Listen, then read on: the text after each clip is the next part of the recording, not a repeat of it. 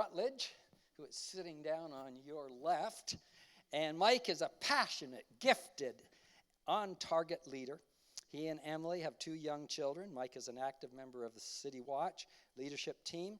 He's preparing to start a new church, as been mentioned, and has had pastoral experience and really developed insights into church and technology and so forth. So we're glad that Mike is on this panel.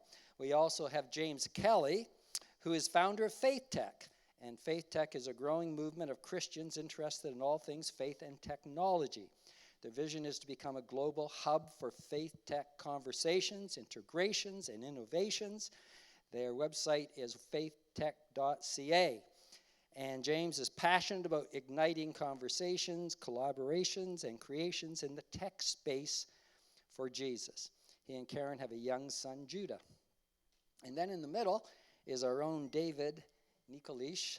And David is the director of youth and worship here at our church, father of 2 young boys, and his lovely wife, Daniela. I'm reading it, and it's written different than I pronounce it. David is a gifted leader who understands, connects well with our present youth culture and its passion for all things technical.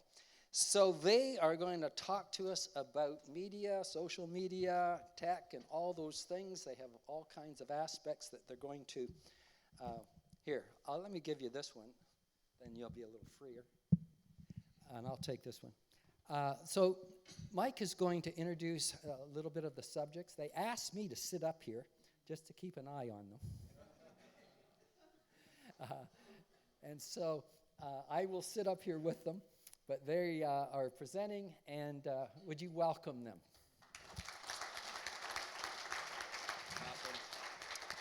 Well, good afternoon. We're going to get going because we are a little bit behind, I think. But before we do, can we just give it up for KWCF again for hosting us today? You guys did a great job. I don't know who the cook was, but awesome job today. So we are doing this panel, and I want to give you the heart of it, and then we'll sort of start talking about some things. And the goal of today really is just to present an idea, this conversation around the opportunity that social media and technology presents to pastors and leaders, but also some of the dangers, and how do we deal with that well? How can the church operate in that space? How do our communities get affected by online presence and things like that? And we don't really want it to be a how-to use social media kind of day. That stuff probably will come up in the course of the conversation. But we do want to keep it at that level of just how can we really engage, for the sake of the gospel, this tool that we have in the modern world. And I'm sure that we all probably have stories that can explain or show the good and the bad of social media use and technology. I know for me, myself, I'm not great at it, but I have a blog I use sometimes. And I wrote a blog a couple months ago and got an email from this guy who lives in Hamilton I've never met in my life, who read it and said just something I said in there actually encouraged him to finally follow the call of God, right? And just like, how God can use some random little post that I wrote. But I also know that my wife, looks at me sometimes and says, "You're on your phone way too much, Mike." I got 2 young kids. They grow up so fast. We can usually miss that. I'm sure we all have stories like that. So, and even these guys could probably explain some of the good and bad that you've experienced. Yeah, so hi. I'm David, and just for your information, we're actually Facebook Live in this event today.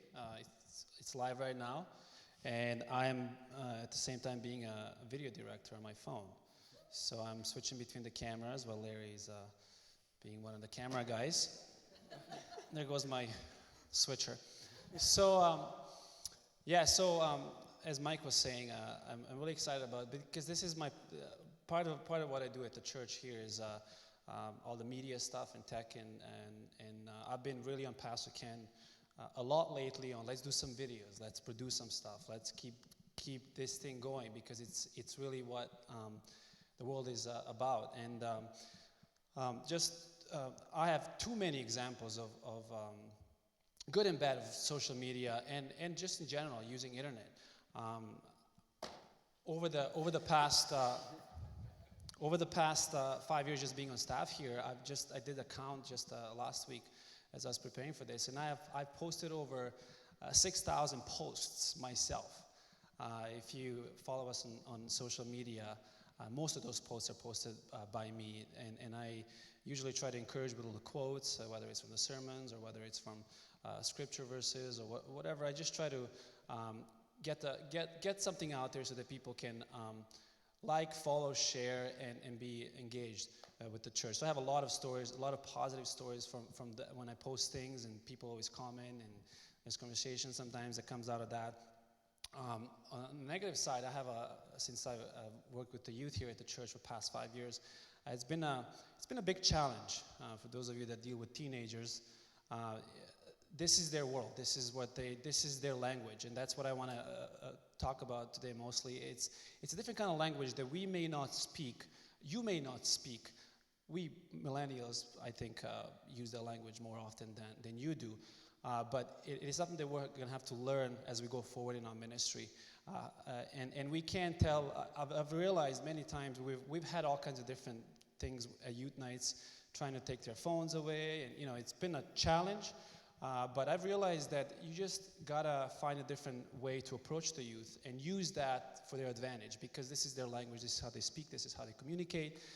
They'll be sitting at the same table and texting each other, and you may not understand that because you think the way you're used to is having face-to-face conversation, but for them that's not the way they're used to have a conversation. So a lot of negatives in just trying to communicate with them, and we've tried all kinds of different things to reach out to our youth, but there was a I'm not going to go too much into it, but there was also it wasn't in our youth group, but there was a suicide as a result of online bullying.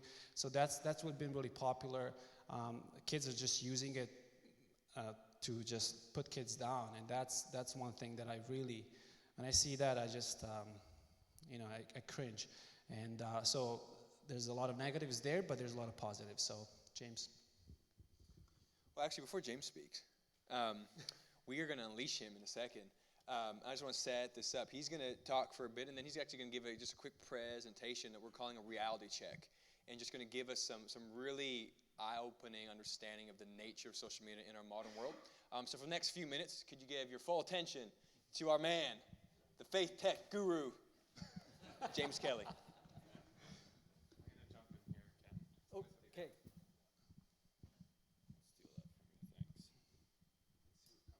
Okay, so we'll start with, these are the results. Who did the survey that was sent out the other day? The majority of you. So here are the results. I thought we could just very quickly go through that and see what we all actually think about social media. So very first question is, which social networks do you personally use at least once a week? So 75% of us use Facebook, 35% Twitter, LinkedIn, Instagram, Google+. That surprised me. And then 4 of you are like, forget it. I'm not using anything. And then we go down, we see, which social networks does your ministry use? Fascinating. 96% of ministries in Kitchener-Waterloo, based on our survey, use Facebook. Then you have Twitter, again, Instagram, and the fascinating thing is there's a almost direct parallel between what we're using with personally to what we're using in ministry.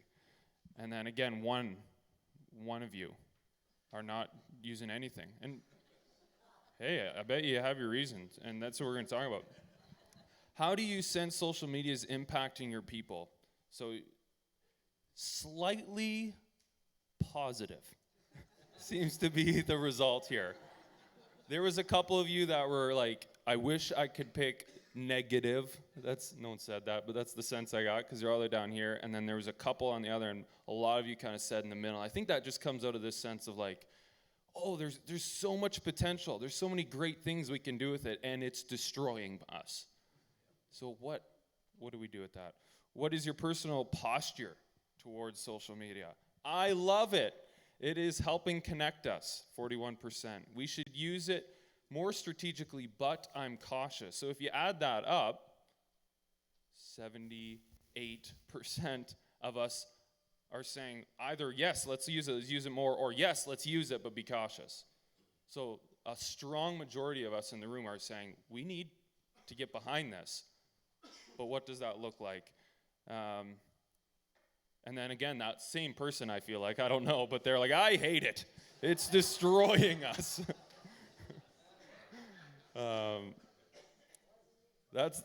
Wasn't me. Don't look at me. And then I love this. So how should the church be using social media? So I love this. Tell stories of how God is working in your community. So I think we all get the power of story, right? Like already the gentleman at the back sharing God's healing. Everyone's clapping. We're all energetic with that. Stories are very powerful, which is a way that we can use social media for sure in a very powerful way. Update on events, regular posts, make important announcements. Had a very high stat. Daily Bible quotes, discipleship and evangelism. This is fascinating to me. Less than half of us both were like, no, you can't use it for discipleship or evangelism. We're There's gonna talk a lot about to be that. said there. And then two of you were like, post daily photos of our pastor eating lunch. I just threw that in there because that's hilarious. Look what Billy's eating, a turkey sandwich. Nobody cares. And then we just did demographics, which I think is actually fascinating too, because if you look at this, even of the demographics of City Watch are predominantly 45 to 55-year-olds. And then the kind of that millennial crowd, there's 4 that at least did the survey. Which, that's a whole nother thing, but I'm like, where are the leaders? The young leaders? And that's a whole nother conversation. And then majority men. Okay, let's go here. So this is, let's fly through this very rapidly. I thought we could talk broadly about technology, so just some crazy statistics, and then we'll talk more specifically about social media. How much time do I have to do this? Okay, you just tell me when to stop. Okay, we're going to do something first before I do that. At your table, you got 2 minutes. We're going to time it. Think of how many benefits of social media you can list.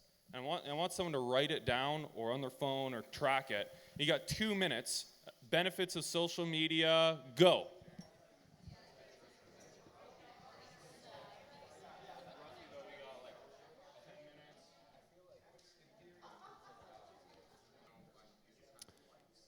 Feel free to keep that conversation going after, but let's look at a few of the statistics. So overall, this is fascinating. If you look on this chart, that just overall media consumption as a culture in 100 years has gone from less than 10 hours a week to just under 90 hours a week of media. Internet, digital TV, even gaming, these are massive, the quickest growing industries in the world. Also, fascinating enough is that the largest 5 companies in the world are all tech companies now, which, by the way, there's a school in Silicon Valley that doesn't allow their students to use technology. It's like a grade school. 80% of the kids, their parents are tech leaders in Silicon Valley. So who's figuring out the impact of technology there? The ones that lead it. Cell phones. There's almost as many cell phones in the world as people. We spend between 3 to 4.5 hours a day on our cell phone. 18 to 29-year-olds, 93% of them use it for boredom, and that's almost 100 now. When was the last time you were in line at Timmy's and saw someone looking around, doing nothing? Or you yourself?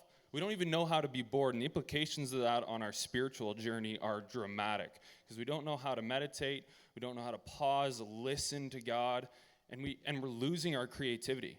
Like churches and ministries are coming up to us with Faith Tech now and saying, we're stuck. We're stuck. What do we do?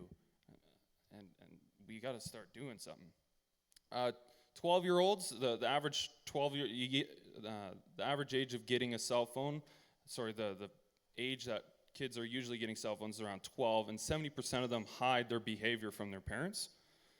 61% of us check our cell phones within 5 minutes of waking up.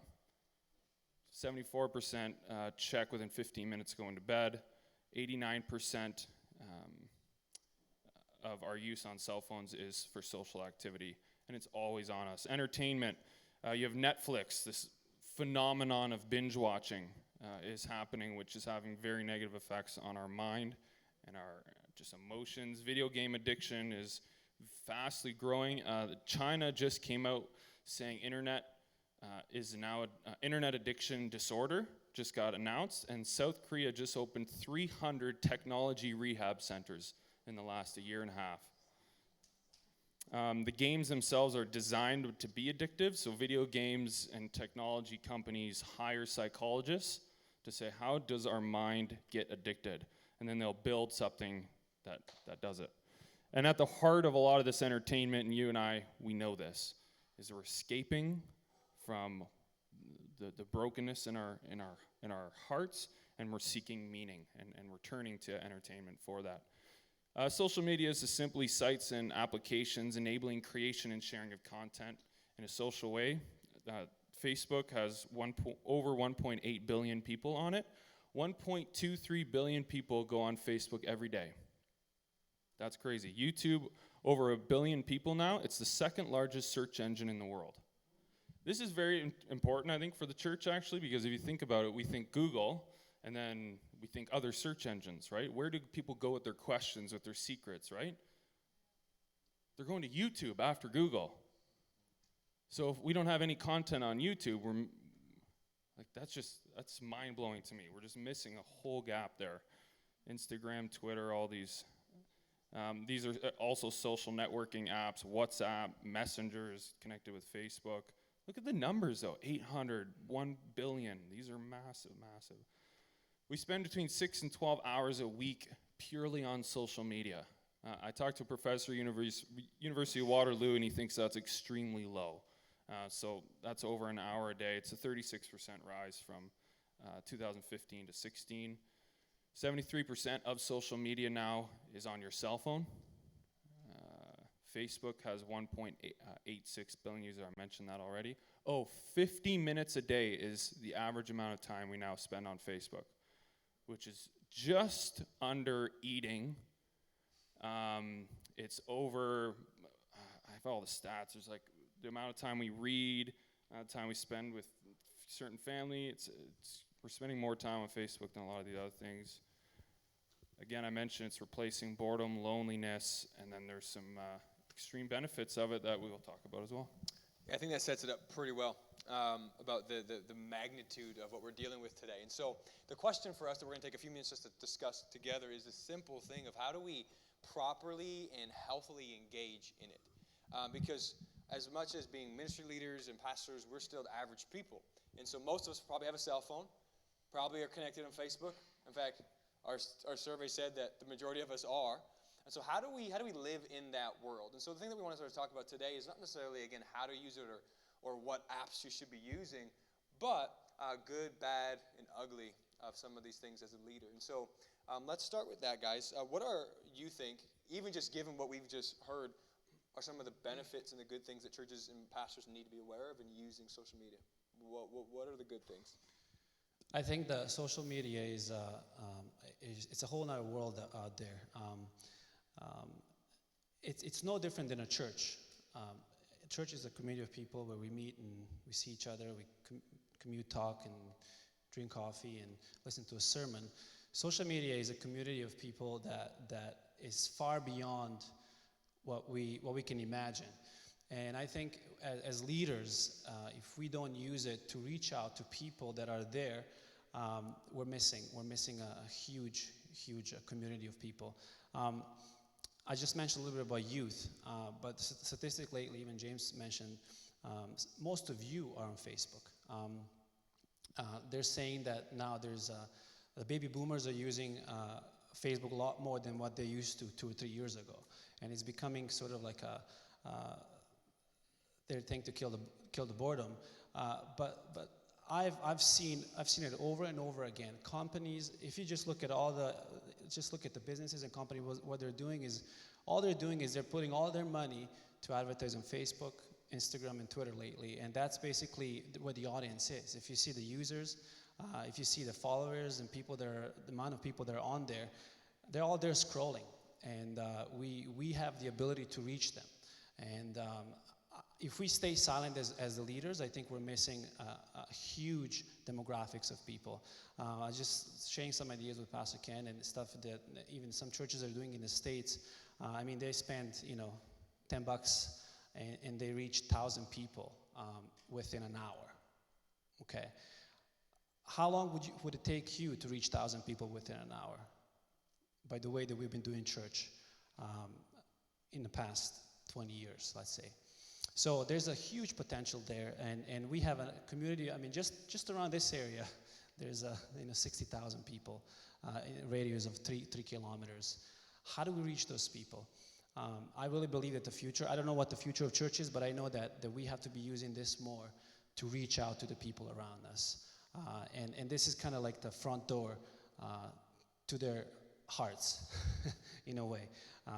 If they see what you post and they don't like it, they'll just scroll through and they'll never get back to it until you post something interesting that will actually get their attention. But this is the front door to every church nowadays, I think. And more we use it, more we have a benefit of people coming to us and getting to know Jesus as their Savior. You said when we met last week, social media is the porch, your website's the front door, and then the church is the living room. Exactly. Yeah, church is kind of like the living room. We want to bring the people here, right?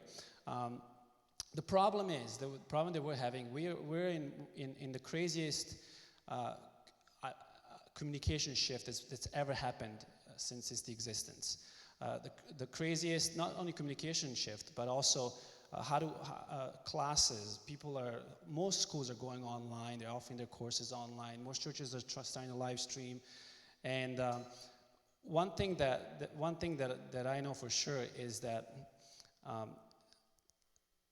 as things are changing towards more media and video and discipleship, I think we have to get on it to disciple people online before we expect them to show up here. I mentioned this statistic. It's only, this is for Christians, 1.5 times a month is when Christians are actually going to make time out of all their business, and everybody's busy working.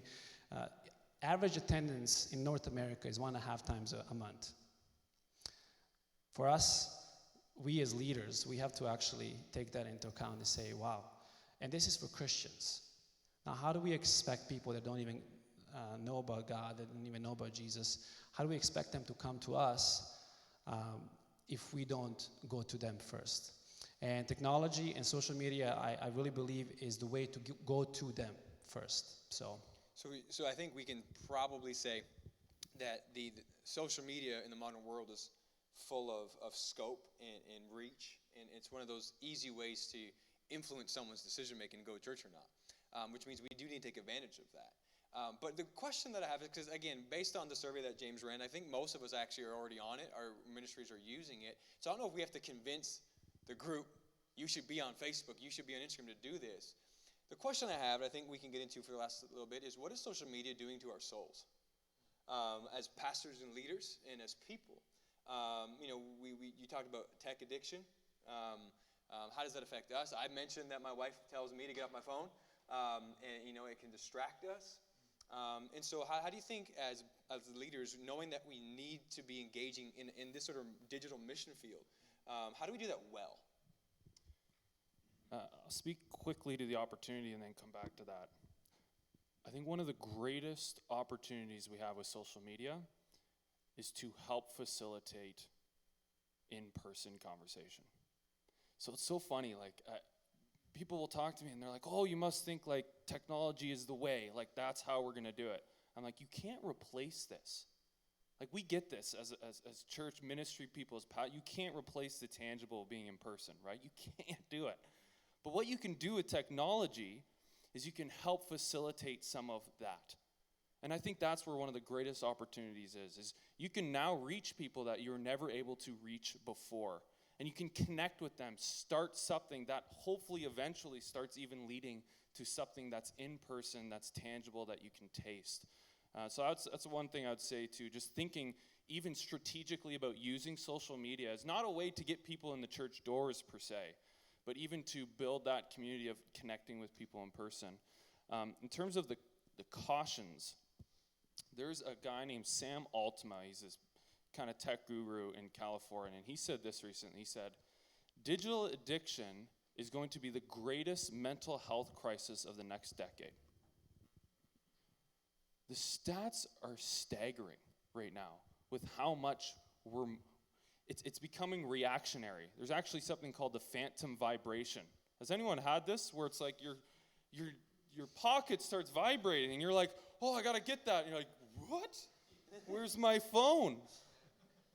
The stat came out, over 90% of people under 21 have this on a regular basis. So literally our brains are saying to our body, the phone's ringing, and it's not. Like we're doing, our brain is going crazy, man. And so in light of that, I think what we need to do is we need to very seriously start thinking about how it's impacting us individually and how it's impacting our people. And I think the greatest thing as leaders, as people that are leading people to look to you for example, is to say, what is your posture towards your devices? Do you look at it and you say, this is my reaction? This is when I'm talking to somebody, is it on the table when you're meeting with somebody? Jerry Seinfeld says this bit. He's like, what's the deal with cell phones? He's like, you put the cell phone on the table, and it's if you're saying to somebody, you're not the only person I could be talking to right now. I love that. But there's actually something going on when we do that and put it on the table. So even the smallest things, we need to start getting more critical about how we personally are using them. And you had mentioned something when we talked last week about it's almost a new form of discipleship for pastors is discipling people how to be online as Christians. Yeah. Right? How do we actually engage in that world well? How do we understand that? Because one of the things that I've been realizing is something that you brought up is this idea that the way that we actually engage online affects how we view and understand ourselves and God. I brought up this idea that we live in a world, especially again if you're in that younger generation trying to reach them, that really don't care about right and wrong.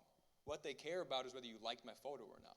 And that's sort of a metaphor of the soul. And as preachers, if there's any preachers in the room, right, I'm one of you, and I understand that you like giving a good sermon because you hope Jesus changes lives, but you like it when the old ladies say, that was a great sermon today, right?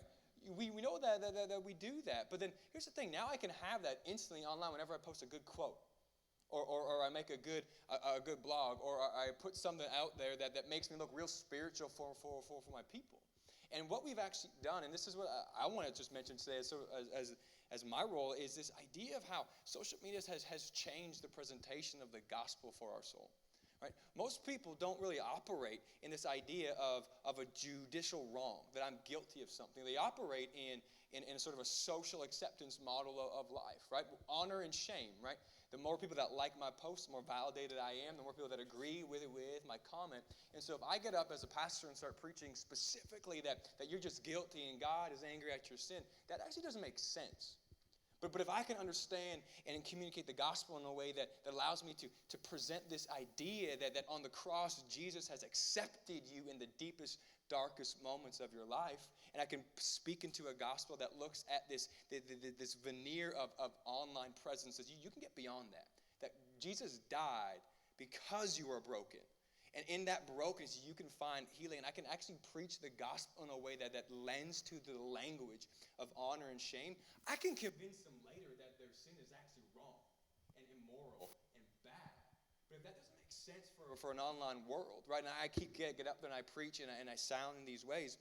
Right? One of the things that I have found most effective as a preacher is if I can get to the heart of this honor and shame that we operate in, I can make the rest of the gospel actually palatable as well. And now I know what you're thinking, right, as a pastor, right? Well, my job is not to make the gospel palatable, but it is to make it understandable, right? And I think that one of the most pertinent things we can do, even for our own soul, is understand that I am at some level driven by likes, right? I'll admit that. If you go on my Instagram right now, you will see probably 98% it is my daughter. Why? Because I get 100 likes per daughter photo, but about 10 if it's just me. Right? And so I'm going to post her, and I'm exploiting my daughter's cuteness, right, to make me feel good. But imagine that, right, on a bigger scale with people who have no context of maybe there's a God that speaks the validation I'm looking for. Right? So I think part of our job as pastors actually is to understand how do we re-communicate the gospel in a way that allows it to touch that soul and change that life, and even ourselves, so that when I bring up the fact that some of these things are actually immoral and wrong, and there is right and wrong, that actually makes sense because I've understood who God is way before that. So that's something that I would like to say, too, with the use of social media, is that it's changed the way we understand even how we value ourselves, right? And you guys think so? Or am I just speaking weird? You're good. At our last event, we did an event on digital addiction a couple weeks ago. And a professor from the University of Waterloo came and spoke, and a guy that doesn't profess to know Christ, and he's studying the impact of the digital world on humanity. And near the end of the event, he started asking everybody, he said, what are your digital sins? We're kind of looking around like, where's this guy going? Like, he goes, what are your digital sins? You know? And through his research, he's discovered some of us will say things like pornography. We'll say things like gambling. We'll say things like, I can't get my phone down. I can't get offline. When I can't stop gaming. And he said, not enough people are confessing those things. This is a guy that doesn't believe in Jesus, but is starting to realize that we need to start doing this and recognizing how important. Like, people will laugh right now when I say, are you addicted to your phone? And they laugh. So we laugh as a culture. 40 years ago, if you smoked and someone was like, are you addicted to smoking? They laugh. So we have to start thinking this as a whole new cultural shift. The other fascinating thing is he's discovering, this professor, is now we're also starting to are seeing our digital sins as things like, I set up a Twitter account, but I don't use it. Or I don't go on Facebook every day. You know what's happening? People are feeling as if they're sinning against technology because it's the fastest growing religion in the world. So if we as ministry leaders and pastors aren't now starting to think of our culture through this lens like you were talking about, Mike, because this is what our people are struggling with, and we're not figuring out how that shapes us as humans, we're doing a disservice to the people that we're with. One thing I've thought about, I got challenged one time. I can't remember what it was, but it was a pastor who said, I realized that when I woke up in the morning, before I'd kiss my wife, I checked my phone. And then I thought about myself, and I said, I do that every day. And so I've stopped. I've tried to really stop, make sure, like whether it's my daughter who's awake or my son or my wife, make sure I actually have human contact before I have phone contact or even soul contact with Jesus. Because it's easier just to jump on there, open Instagram or Facebook, and then 10 minutes later, I got to check the Bible app, right?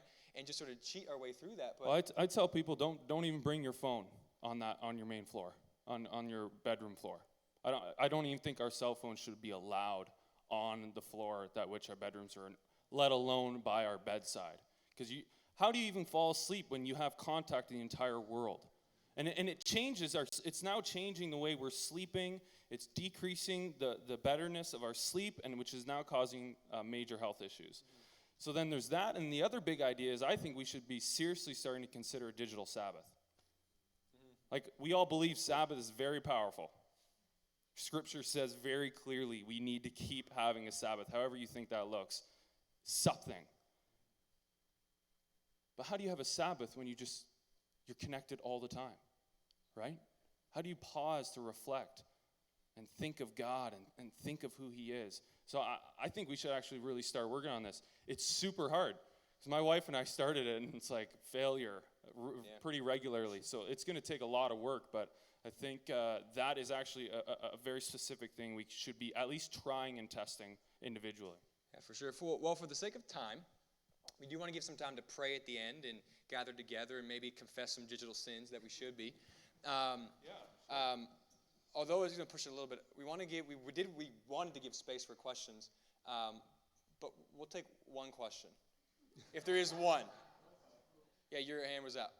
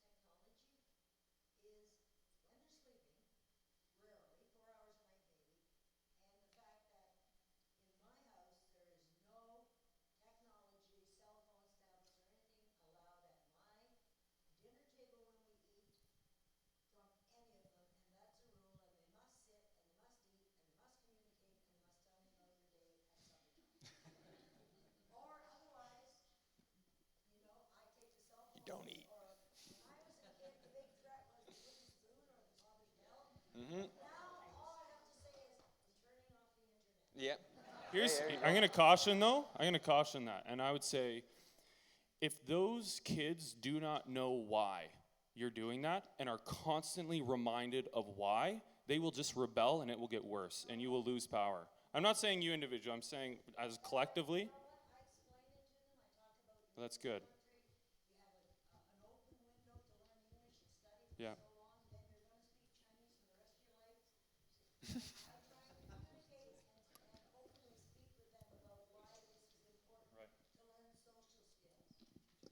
Hasn't this been great? This has really been fantastic. Why don't we thank these guys? I think we need to do another session on this another time. There's just no end to what you can share and we can learn. Hopefully this has been stimulating, thought-provoking, and I got to share that David asked me for a quote from one of my messages. I put it up, and the thing almost went viral. There was like over 50 shares from people, and I'm thinking, they go to all their friends and all their friends and all their friends. And so I had a lot of likes. So why don't we just, at your table, want you now, just at your table, to just pray. Take some aspect of this. We only have about 7 minutes left. So we're just going to finish at your table praying. Once you're finished, you're free to go. And next, I got to just say this before we do this. Next month, Tim Day, who's the former lead pastor of the Meeting House, Tim is presently involved leading a new ministry in Canada called City Movement. This vision is to help business leaders, parachurch ministries, and churches work together to advance the gospel in their city. So he'll be talking to us about young adults and trends and strategies we need to engage in better to reach this generation. So we're just going to follow up on this. The whole goal, isn't it? Reaching our generation. And we're going to get better equipped to do that. So pray at your table. Thanks for coming today. And let's just wrap this up by bringing all these matters before the Lord.